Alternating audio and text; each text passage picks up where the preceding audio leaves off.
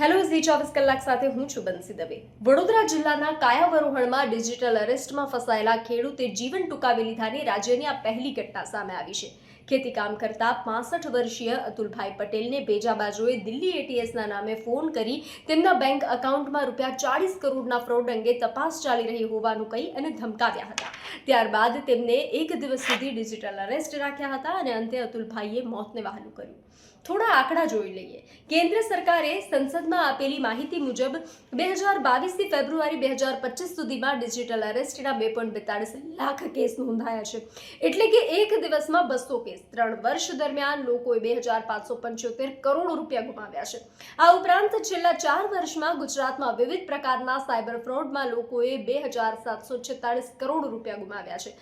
અને હવે રાજ્યની આ પહેલી ઘટના ત્યારે થોડું જાગૃત થવાની જરૂર છે। જો આવા કોલ આવે છે તો ત્યારે તરત જ 1930 નંબર પર કોલ કરવો અને સાયબર ક્રાઇમ પોલીસનો સંપર્ક કરવો।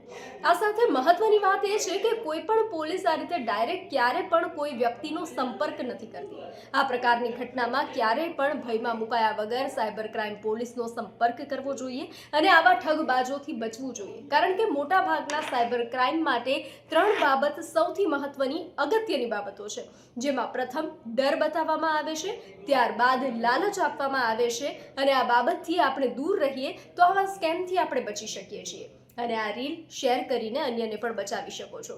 માટે સતર્ક રહો।